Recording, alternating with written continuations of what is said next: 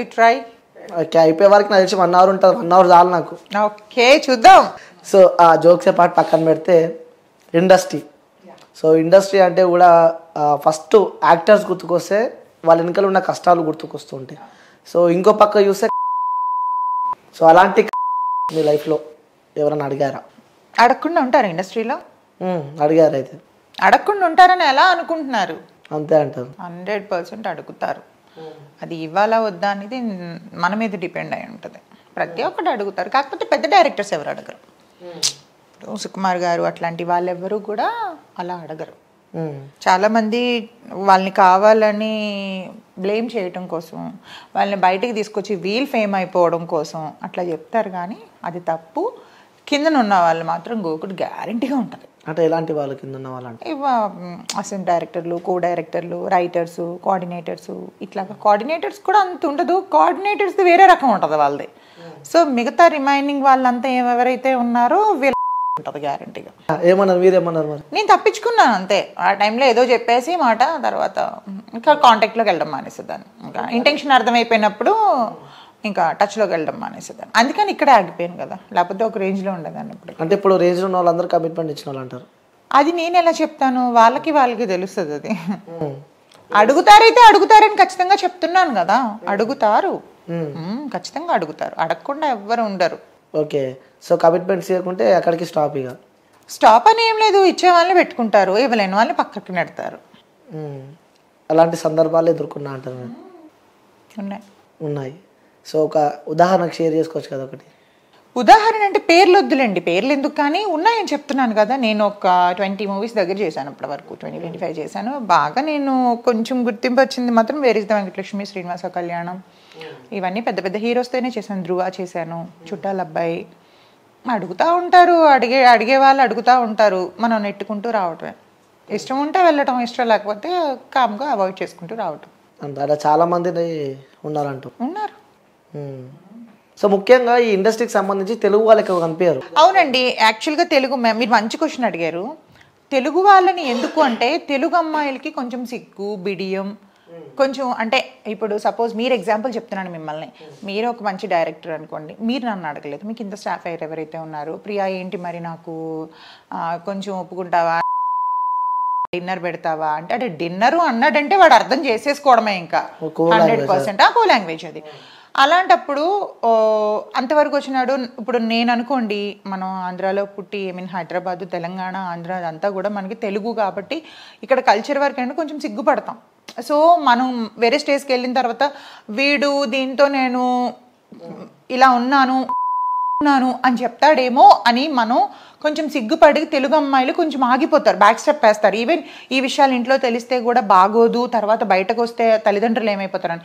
ఈ నార్త్, ఈ బెంగళూరు వీళ్ళైతే ఏమంటే వెచ్చలు పెడతాను. సో వాళ్ళకి ఏంటంటే వాళ్ళు రెమ్యునరేషన్ తక్కువ ఉంటుంది, కమిట్మెంట్స్ బాగా ఇస్తారు, అమ్మాయిలు కూడా బాగానే ఉంటారు. సో అప్పుడు అందుకనే చూసింగ్ వాళ్ళది ఎక్కువ ఉంటుంది. తెలుగు అమ్మాయిలకి ఏంటంటే అడిగేసరికి కొంచెం సిగ్గు, బిడియం అడ్డం వచ్చి ఒప్పుకోవడం మానేస్తారు. కాబట్టి తెలుగు అమ్మాయిలు కొంచెం బ్యాక్ ఉన్నారు. ఓకే. అంటే చాలా మందికి డౌట్ ఉంటుంది అనమాట, అదే ఇండస్ట్రీలో మన తెలుగు వాళ్ళు ఉండరు. అదే చెప్తున్నాను కదా, నార్త్ వాళ్ళు ఏంటంటే సిగ్గుండదు వాళ్ళకి. వాళ్ళు ఏ డ్రెస్ ఏమన్నా వేసేస్తారు. తెలుగు వాళ్ళు కొంచెం సిగ్గుపడతారు కదా. చేసుకున్నా కొంచెం సీక్రెట్ గా చేస్తారు తప్ప. కొంతమంది ఉంటారంట. నార్త్ వాళ్ళు అయితే కొంచెం అన్నిటికీ రెడీ అంటారు, సై అంటే సై అంటారు దానికైనా. సో ఆ ఫీల్డ్ ఉన్నారు కాబట్టి చెప్తున్నారు. కోర్స్ ఆ ఫీల్డ్ తెలుసు కాబట్టి చెప్తున్నా. అవును. సో ఇంకోటి, ఒక అమ్మాయి ఇండస్ట్రీ వైపు రావాలన్నా కూడా చాలా స్ట్రగుల్స్ ఉంటాయండి. యూజువల్గా అమ్మాయిలు 80% అమ్మాయిలు లైఫ్ ఫెయిల్ అయిన వాళ్ళు మాత్రమే ఇండస్ట్రీకి వస్తారు. ఓకే. ఎందుకలా అంటే ఒకటి చూసింగ్ ఈజీ జాబ్. యాక్టింగ్ అనేది ఈజీ జాబ్. అది ఇంకొకటి ఏంటంటే మంచి మనకి బ్యాక్గ్రౌండ్ సపోర్ట్ ఉన్నదంటే ఒక స్టేజ్కి వెళ్ళాలంటే కొంతమంది డబ్బులు సంపాదించుకోవడానికి ఇండస్ట్రీకి వస్తారు, కొంతమంది ఖాళీ ఫేమ్ కోసం వస్తారు. అంటే వాళ్ళని 10 మంది రిజిస్టర్ చేయాలి, 10 మందిలోకి ఒక గుంపులోకి వెళ్తానని గుర్తుపట్టాలి, అట్లా చేస్తారు కొంతమంది. కానీ ఇప్పుడు సోషల్ మీడియా వచ్చిన తర్వాత అందరికందరూ హీరోయిన్లు, అందరికందరూ హీరోలు అయిపోయారు. రీల్స్ చేసి ఒక 100K 200K దాటితే కథ. yes of course. So Instagram అంటే ఈ యాక్టింగ్ని మెయింటైన్ చేస్తున్నారు, అలాగే ఇట్లా మోడల్ అని చెప్పారు. ఇన్స్టాగ్రామ్లో కూడా బీభత్సంగా ఫాలోయింగ్, రీల్ పెడితే ఆ 2 మిలియన్ 3 మిలియన్ దాకా పోతుంది వ్యూస్. అవును, అయ్యో మీరేవి రీల్ చూసారు? చూసాను నేను, మీరు ఇన్స్టా ఓపెన్ చేసి చూసాను నేను. ఏంటి ఆ రహస్యం ఏంటి మరి? అట్లా ఏం లేదండి, నాకు అవన్నీ ఆర్గానిక్ ఫాలోవర్స్, ఒక్క పెయిడ్ ఫాలోవర్ లేరు అందులో. ఓకే. నేను ఆల్మోస్ట్ మధ్యలో కొంచెం పర్సనల్ వర్క్ ఉండి ఒక 2-3 మంత్స్ మానేసా, రీల్స్ పోస్ట్లు ఏమి చేయలేదు, యాక్టివే లేదు అసలు ఇన్స్టాగ్రామ్లో. అప్పుడు మహా అంటే ఒక 2-3K తగ్గారు, మళ్ళీ అగైన్ ఒక 10K పెరిగారు. సో నేను డైలీ యాక్టివేషన్లో ఉంటే పెరుగుతారు, అవన్నీ organic followers. Okay. So promotions నుంచి ఎంత సంపాదిస్తుండవచ్చు? సో ఇన్స్టా ఇన్ఫ్లుయెన్సర్ అంటే ఫస్ట్ క్వశ్చన్ అది గుర్తుకొస్తుంది. ప్రమోషన్స్ బాగానే వస్తున్నాయి, దేవుడి దయ వల్ల మీ దయ వల్ల బాగానే. ఒక పేమెంట్ ఒకటి 20,000 18,000. అండ్ ఇవేంటంటే నాకు సర్వీసెస్ ఫ్రీ. ఇప్పుడు నేను ఎక్కడికైనా ఒక సెలూన్కి వెళ్తాను, సెలూన్కి వెళ్ళినట్టు మినిమం 5 to 8K ఈజీగా అవుతుంది, హెయిర్ మనం నెయిల్స్ అవన్నీ చేయించుకుంటే. నాకు ఒక వీడియోతో ఆ మనీ అంత సేవ్ అవుతుంది, ఒక 10,000 15,000 20,000 అట్లా అనమాట. ఇమ్మడి చేశాను నేను, ఇమ్మడి వాళ్ళు 15,000 వర్త్ ఆఫ్ జ్యువెలరీ ఇచ్చారు, అది నేను కొనుక్కుంటే నాకు మనీ అవుతుంది కదా.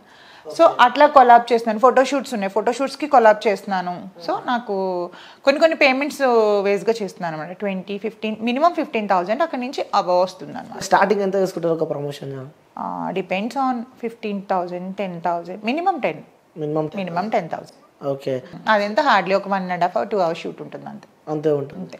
ఇన్స్టాగ్రామ్ చూసాను అనమాట నేను స్టార్టింగ్ నుంచి. ఇన్స్టాగ్రామ్ చూసుకుంటే అదే చెప్పినా నేను చాలా వరకు నాకు ట్యాగ్ చేయలేనివి అవి వాళ్ళ వాటిల్లో ట్యాగ్ చేసుకునే వాళ్ళవి. నేను ఒక రీడిఫైన్ క్లినిక్ ఒకటి చేశాను, అండ్ ఇమ్మడి జ్యువెలర్స్కి ఒక చాలా వరకు చేశాను. ఓకే. ఎలా ఉంది ఇన్స్టాగ్రామ్లో రీల్స్ వచ్చినాక లైఫ్? నాకు తెలిసి చాలా మంది ఇన్ఫ్లుయెన్స్ అయిపోయారు ఇప్పుడు. చాలా మంది ఇంట్లో కూర్చున్న వాళ్ళు కూడా. యూజువల్గా ఏంటంటే నాకు ఉన్న పెద్ద మైనస్ ఏంటంటే నాకు రిసీవ్డ్ మెసేజెస్ రావన్నమాట. సో వేస్ట్ టాపిక్స్ ఎక్కువ అవుతున్నాయని చెప్పి నేను ఆఫ్ చేసి పెట్టేశాను అది. దానివల్ల ఏంటంటే ఎవరైనా కొత్తగా అప్రోచ్ అవ్వాలన్నా కూడా నాకు ఇబ్బంది అవుతుంది, వాళ్ళ త్రూ వస్తున్నారనమాట. అట్లా లేకపోతే ఇంకా ఎక్కువ ఇన్ఫ్లుయెన్సర్గా చేసేదాన్ని నేను. ఓకే. సో అంటే ఇన్స్టాగ్రామ్లో రీల్స్ వచ్చిన తర్వాత కూడా ప్రతి ఒక్క రీల్స్ స్టార్ట్ పెట్టారు. అంటే రీల్స్ స్టార్ట్ వరకు ఇప్పుడు చూడండి, మిమ్మల్ని మీరు ప్రమోట్ చేసుకొని తప్పలేదు, పక్క వాళ్ళని ఇన్సల్ట్ చేయొద్దు, పక్క వాళ్ళని హర్ట్ చేయొద్దు. అండ్ ఇంకొకటి ఏంటంటే అమ్మాయిలు అయ్యుండి కూడా ఎంత గలీజ్గా ఒక రోడ్ సైడ్ చిల్లర ఎదవల మాట్లాడే మాటలు అవి ఇంట్లో వాళ్ళ ముందు ఓపెన్ చేయాలండి ఇన్స్టాగ్రామ్. ఎంత చిరాకు అనిపిస్తుంది అంటే, ఇన్ఫ్లుయెన్సర్స్ కొంతమంది మంచి వాళ్ళు ఉన్నారు, కొంతమంది ఇప్పుడు అంటే ఎలా అంటే వాళ్ళు ప్రమోట్ చేసుకోవడం కోసం మంచి పనులు చేస్తున్నారు, చెడ్డ పనులు చేస్తున్నారు. ట్రోలింగ్ అనేది ఒక్క స్టేజ్ వరకు ట్రోలింగ్ బాగుంటుంది. నేను ఒక్కొక్కసారి నన్ను ట్రోల్ చేసే వాళ్ళు చూసి నవ్వుకుంటా ఉంటాను, భలే ట్రోల్ చేస్తున్నారు, అసలు ట్రోలర్స్ లేకపోతే మాకు లైఫే లేదు. ఎందుకంటే వాళ్ళు ట్రోల్ చేసేటప్పుడు కొన్ని మొన్న ఇంటర్వ్యూ కూడా చాలా ఎవరు ట్రోల్ చేస్తే నేను నవ్వుకున్నాను చూసి. సో ఫన్నీగా అనిపించాలి ఒక ట్రోలింగ్, అంతేగాని ఎదుటివాడికి హర్టింగ్ అనిపించొద్దు, వాడి ఐస్లోంచి వాటర్ రావద్దు. అమ్మాయిలు చిల్లర మాటలు మాట్లాడుకుంటే ఏదో రకంగా ఫేమ్ అయిపోవాలి. మీరు గమనించారా, వ్యూస్ ఎక్కువ ఉంటే, కామెంట్స్ ఎక్కువ ఉంటే, లైక్స్ ఎక్కువ ఉంటే, షేర్స్ ఎక్కువ ఉంటే, యూజువల్గా నుంచే మనిషి వచ్చాడు అంటారు కదా, ఆ వచ్చిన మనుషులు మాత్రమే ఇష్టపడతారు. క్లాసీ ఎవరైనా ఇష్టపడతారా చెప్పండి? అదే కదా. సో అంటే వాస్తవంగా చెప్పండి, ఒక అమ్మాయి శారీ కట్టుకొని చేస్తే వ్యూస్ వస్తే రావడం తెలియదు, కానీ ఇంకొంచెం హాట్గా ఉంటే. ఇప్పుడు నేను ఒక రీసెంట్గా ఒకటి 1.4 million పోయిందా, అది నీట్గా స్లీవ్లెస్ టాప్ జీన్స్ వేసుకొని చేసా. మరి ఎలా పోయింది ఇది? కొన్ని పోతే చూడడానికి మీరు మంచిగా ఉన్నారు కదా, ఇంకొంచెం హాట్గా ఉంటే ఇంకా అది వైరల్ ఇంకెక్కువ అయ్యేది. ఉన్నాయి. నేను అలా అయితే ఇప్పుడు రీసెంట్గా నేను బికినీ షూట్ కూడా చేసా, నార్మల్గా నేను గోవాలో చేసుకొని పెట్టా, నాకు నచ్చింది. అక్కడ ఇక్కడ వల్గారిటీ లేదు, జస్ట్ లైక్ ఒక క్రాప్ టాప్లా ఉంది అండ్ ఒక కట్ పైన ఉంది, వేసుకున్నాను, నాకు నచ్చింది, నాకు వల్గర్గా అనిపించలేదు, నేను పెట్టుకున్నాను అంతే. వల్గర్గా ఉంటే ఫస్ట్ ఆఫ్ ఆల్ ఇంట్లో ఒప్పుకోరు కదా. సో దానికి ఇష్టం వచ్చినట్టు మాట్లాడేసి ఇష్టం వచ్చినట్టు చేసి అనుకునే వాళ్ళు అనుకుంటారండి, చెవితో విని చెవితో వదిలేయాలి. అవును. సో ఫ్యామిలీ సపోర్ట్ ఏ విధంగా ఉండే? ఇండస్ట్రీ వైపు వస్తున్నామంటే అందరు భయపడుతూ ఉంటారు. ఫస్ట్లో అన్నయ్య వద్దన్నాడు, మా అన్నయ్య నాకు అన్నీ, మా బ్రదర్ లేడు ఇప్పుడు. ఏమైనా హెల్త్ పాడైపోయింది, అదే ఇప్పుడు కాదు ఒక 8 years అవుతుందండి. సో తన సపోర్టు తర్వాత ఇప్పుడు నేనే పెద్ద ఇంటికి పెద్ద. ఎంతమంది ఉంటారు ఇంట్లో? మా ఫాదర్ ఉన్నారు, మా నీస్, మేమంతా ఫ్యామిలీ, ఉమ్మడి కుటుంబమే. ఓ సూపర్. ఎలా ఉంటుంది ఇంట్లో వాళ్ళతో? బాగుంటుందండి, నాకు ఫ్యామిలీ లైఫ్ అంటే చాలా ఇష్టం. ఓకే. ఎఫెక్షన్ ఎక్కువ మదర్తో ఎక్కువ ఉంటుందా? మదర్ లేరు, ఫాదర్ ఉన్నారు.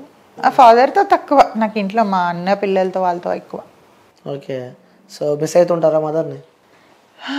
మిస్ అవుతానంటే చాలా ఇయర్స్ అవుతుంది కదా, కొంచెం ఒక్కొక్కసారి అనిపిస్తుంది ఉంటే బాగుంటుంది అన్ని చెప్పుకోవడానికి అని. సో నాన్నతో ఉంటా అంటారు. నేను అనలేదు. మరి అంతే కదా.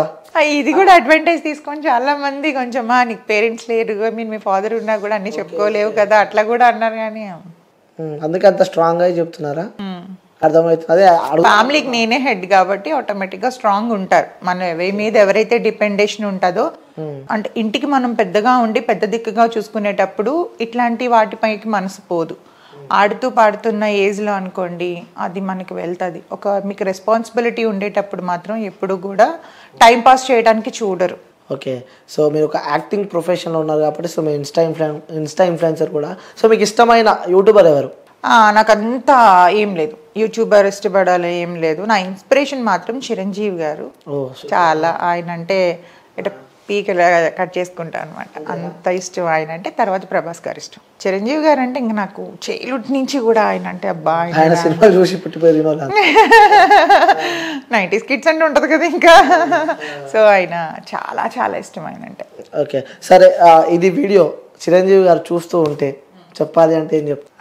ఆయన చూసి చాలా నేర్చుకోవాలి. ఇండస్ట్రీకి వచ్చిన ప్రతి ఒక్కరు కష్టపడి ఎలా పైకి రావాలి అన్నది ఆయన చూసి మాత్రమే నేర్చుకోగలగాలి. మాత్రమే అంట ఆయన మాత్రమే, ఆయన ఒక్కరే, ఎవరు సపోర్ట్ లేకుండా వచ్చింది. అల్లూరి రామలింగయ్య గారు తర్వాత కదా ఆయన ఫస్ట్ మూవీ ప్రాణం ఖరీదు. చిరంజీవి గారు అన్ని మూవీస్ చూస్తాను. ఓకే, సో ఎలా ఉంటాయి కష్టాలు, యాక్టింగ్ కష్టాలు కానీ అక్కడ లోపల గ్రౌండ్ లో ఉండే? గ్రౌండ్ లో అంటే కొంతమంది మొహం మీద తిడుతూ ఉంటారు, మనం అట్లా అంటే ఇట్లా దులుపుకుంటూ వెళ్ళిపోవాలి. అంటే యాక్చువల్గా ఒక డైరెక్టర్ మనల్ని తిట్టారు అంటే మనల్ని నేర్చుకోమని, ప్యాంపర్ చేసే వాళ్ళు అంటే వాడు ఏదో ఎక్స్పెక్ట్ చేస్తున్నాడో అని అర్థం. ఓకే, తిట్టే వాళ్ళే మంచిది, అంటే యాక్టింగ్ నేర్చుకో అని అనే వాళ్ళే తిడతారు. ఓకే, సో ఎప్పుడు మీకు ఇటు ఇండస్ట్రీ వైపు రావాలని చెప్పి ఎప్పుడు కలిగింది? 10 years అండి, 10 years బ్యాక్. స్టార్టింగ్లోనే చెప్పాను కదా, మనకి ఐశ్వర్య కలుషం అని దూరదర్శన్లో ఒక సీరియల్ చేశా. ఓకే, దాని తర్వాత అష్టాచెమ్మ అని మా టీవీలో, తర్వాత ఈటీవీలో అత్తారింటికి దారి, ఒక 2-3 సీరియల్స్ చేశాను అప్పట్లో. ఓకే, సో అప్పట్లో. ఓకే, అంటే మీ లైఫ్లో ఫస్ట్ అడిగినప్పుడే బ్రేకప్ అని చెప్పారు కాబట్టి, సో వాట్ ఈజ్ లవ్ అంటే ఏం చెప్తారు? అదా ఒక మోజు. లవ్ అనేది అసలు లేదండి, తల్లిదండ్రుల దగ్గర నుంచి వచ్చిందే ప్రేమ. వాళ్ళు మాత్రమే ప్రేమించగలరు. ప్రేమించడం దగ్గర నుంచి వచ్చింది. ఈ మధ్యలో ఇవన్నీ ట్రాష్, ఇవంతా అసలు ప్రేమ ఇప్పుడైతే లేదు. ఇప్పుడు జనరేషన్ లో అసలు ప్రేమ అనేది లేనే లేదు. మరి ఏముందంటారు? లేదు, అది అంతే అట్రాక్షన్, అంతే. ఒకరి నీళ్లు ఒకరు ఫుల్ఫిల్ చేయడం కోసం మేల్ అట్రాక్టివ్ ఫీమేల్ కాబట్టి దానికి ప్రేమ అనే ఒక ట్యాగ్ పెట్టేస్తున్నారు అంతే. అది యూజువల్గా ఒకరు అవసరాలు ఒకరు తీర్చుకోవడం కోసం అని అంటే బాగుండేది, బట్ దానికి లవ్ అని పెట్టేస్తున్నారు. దీని అవసరం అయిపోయిన తర్వాత ఇది వదిలేస్తాడు, అవసరం అయిపోయిన తర్వాత ఆడ వదిలేస్తాడు. తల్లిదండ్రుల ప్రేమ కంటే ఎవరి ప్రేమ గొప్పది కాదు. సూపర్, మంచి గుణపాఠం నేర్పింది అంట లవ్. మామూలు కాదు. అమ్మ నాన్న మాత్రమే ప్యూర్గా మనల్ని లవ్ చేస్తారు, మన పిల్లలు కూడా మనల్ని చేయరు అంత లవ్.